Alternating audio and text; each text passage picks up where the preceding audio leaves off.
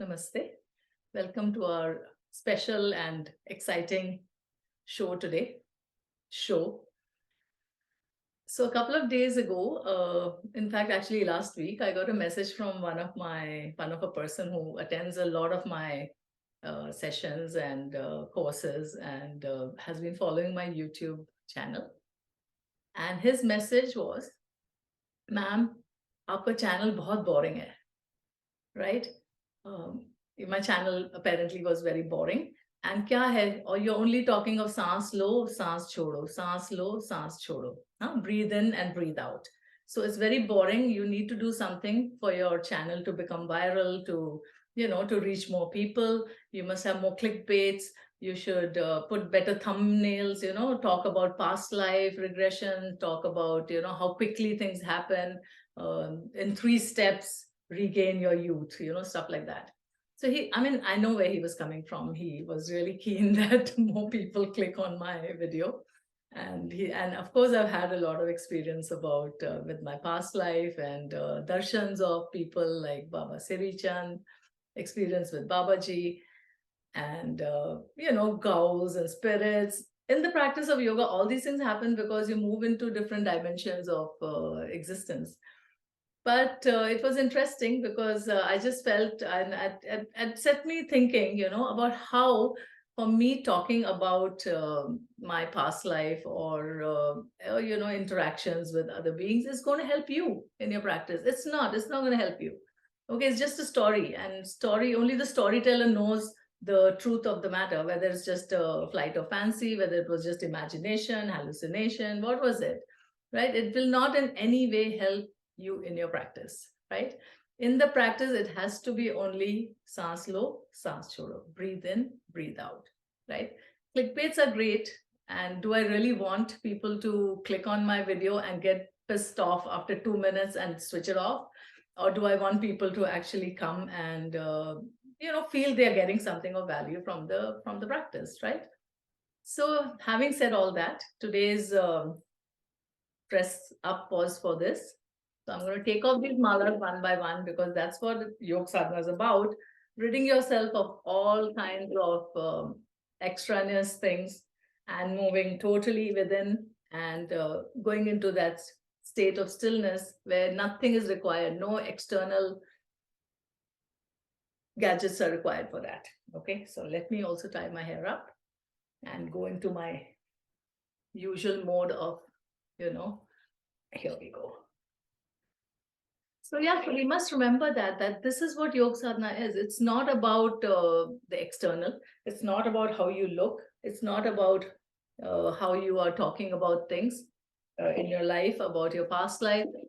Great. The past life experience is great for the person who has it because it brings out about something that's happened in their life, or they're going through something at the moment.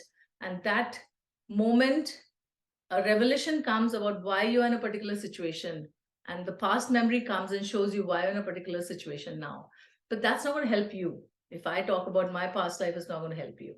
Okay, so having said that, let me take off this last thing, and then we are going to do what we are not supposed to do: breathe in and breathe out. Okay, but when we say breathing in and breathing out, obviously we are not just breathing in and breathing out. We are actually taking in the pran and leaving out the apan. Okay, breathing in pran, breathing out apan, which is much more subtler than the breath, because in the breath is the oxygen. So you're oxygenating your body when you're breathing in and breathing out, breathing in oxygen, breathing out carbon dioxide.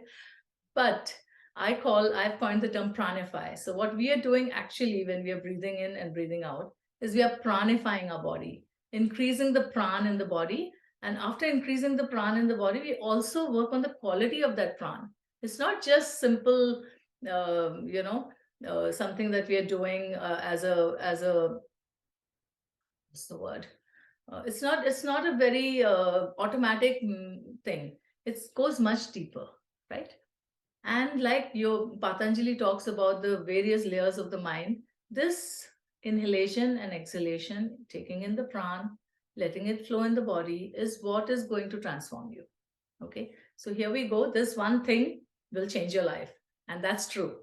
Okay, Maybe for some people in a week, some people in 2 months, some people in 3 months, some people in 3 lives, 3 years. We don't know. We can't promise, right?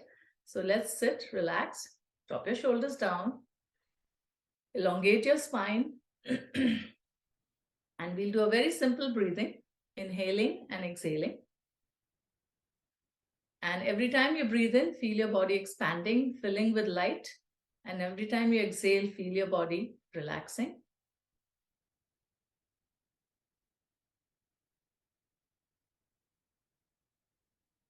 And today I'm going to incorporate a sound into the breath, which I have learned from my guru, Yogiraj Siddhanath.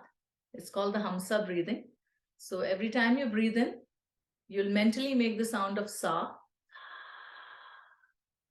And as you exhale, you'll make the sound of Hung. The Hans symbolizes the soul. And as we do this breathing of the Hansa, just simple, nothing, no adambar, nothing. Just sit wherever you are. You can get up in the morning, sit on your bed and practice. You can practice before sleeping. You can sit in the garden and practice while you're sipping a cup of tea. Doesn't matter.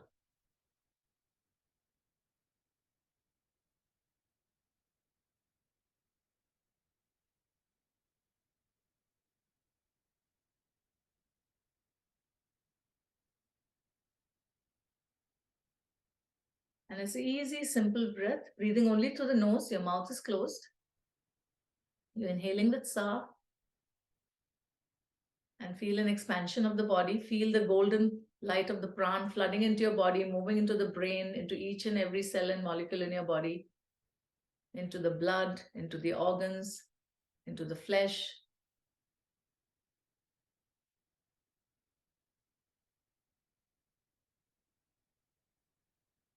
And as you keep practicing, you'll find this pran saturating not just your physical body, but moving into your emotional body, healing the wounds that are festering for a long time, going really deep into the wounds. So it goes back into your childhood, into previous lives, everything that you're carrying, the heart starts to bloom and open up.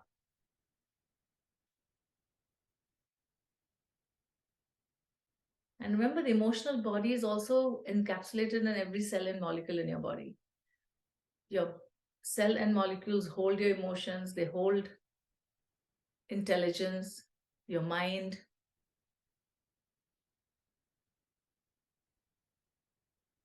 Starts to slowly, the mind becomes calm, more and more clarity comes as you work through the layers of your mind, as the pran saturates the layers of your mind.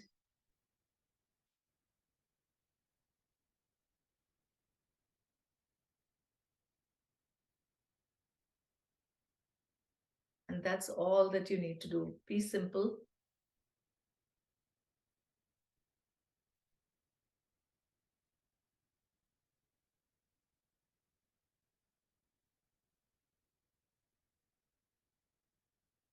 Practice yoga the way it's meant to be practiced, by yourself.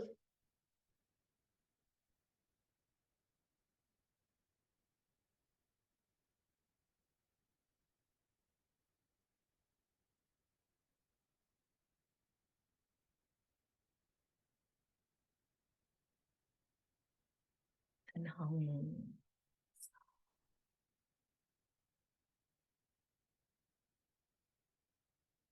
And slowly you'll rise above the tangible breath and be in connect with the pran.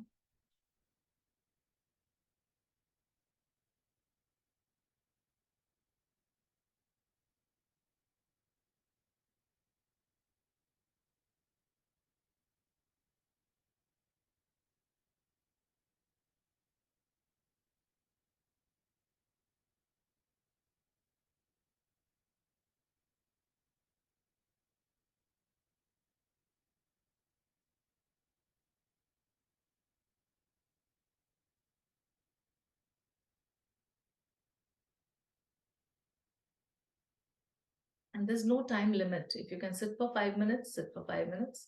If you can sit for 15, sit for 15. If you can sit half the night, sit half the night.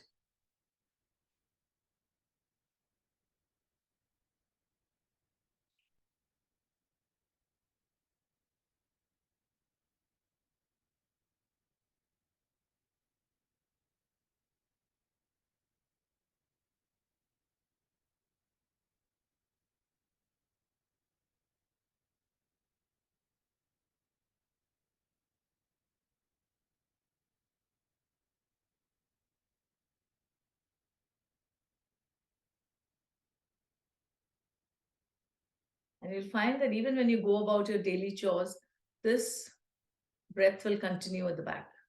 Just gently. Oh, I forgot to take these off.